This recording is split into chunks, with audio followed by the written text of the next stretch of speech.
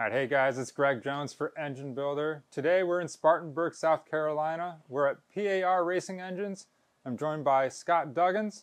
Between us here is going to be a Procharged 557 cubic inch big block Chevy, and it's our engine of the week.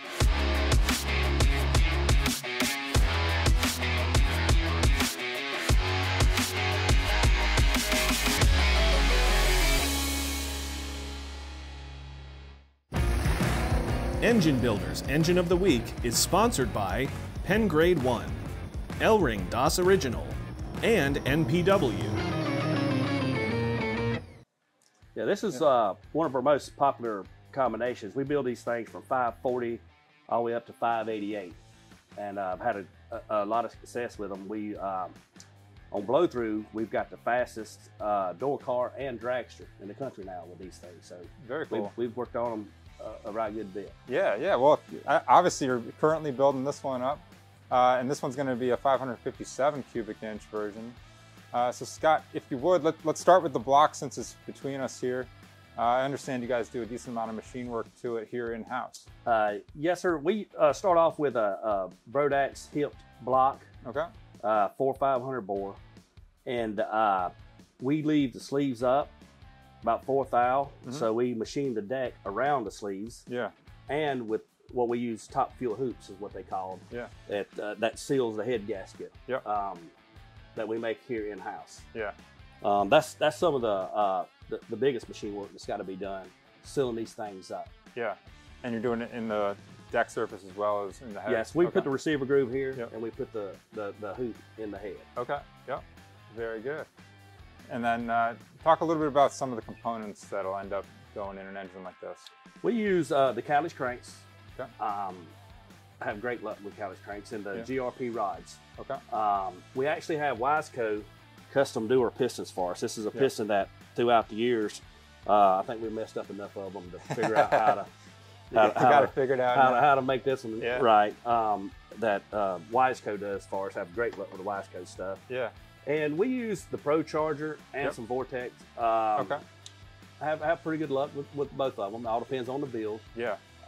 They make similar but different applications. So for different applications, so that's what we use there mostly. Yeah. Very good. Now you mentioned the cylinder head back here. Is that also a Brodax piece? Yeah, we use a Brodax casting. We do all the machine work here in house, cut them. Of course, we've got our own chamber that's really worked well for us. Do things all the way to like O-ring the exhaust. We have Pack do our springs custom for us, proprietary spring and stuff. Yep. Usually use Manley Celdine valves. Have good luck with both of those. Yeah, very good. But the port work and stuff is something that we've come up with here in house that's really helped the performance on these things. Yeah, and is that stuff that you guys will do by hand, or you do it? No, we do them on our CNC. Yeah. Okay. Yes. We've got a 4-axis that we do our blocks on, and we got a 5-axis that we do our heads and manifolds on. Yeah, very good. And talk about again the application for an engine like this, and how much horsepower someone might be getting out of it. On my dyno, the most I've had is around 2860. Okay. We have some people that's made over 2,000 to the rear tires. Yeah. On other people's dynos, on hub dynos. Yeah. We mainly the top sportsmen and top dragster people. Okay. That's where these fit in, because we run a blow-through carburetor. We do have injected that we run on some of them, but most of them gets a blow-through carburetor. Okay. And we work with APD a lot on fuel systems for our blow-through carburetors, and we've made over 2,800 with a blow-through. Yeah, that's pretty good. That's pretty good. Yeah, for sure. But it's user-friendly with a blow-through. A lot of guys don't know about the fuel injection stuff, and they're intimidated by it. So we try to make it simple. Yeah. Yeah. And we actually have one of these in the Dragon Drive that Devin Vanderhoof has. He's got turbos on. Yeah. But basically the same build. Okay. That he holds the record now. Yeah.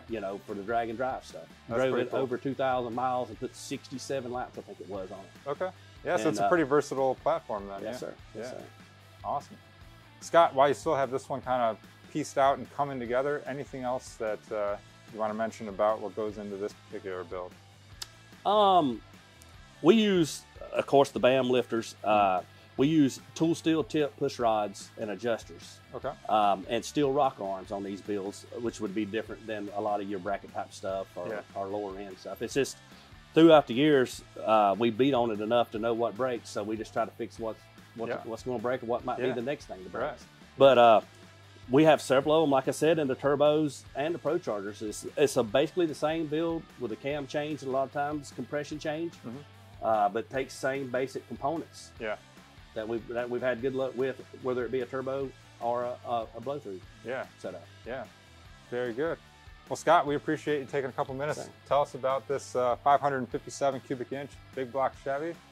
And guys, we appreciate you watching this episode of Engine of the Week.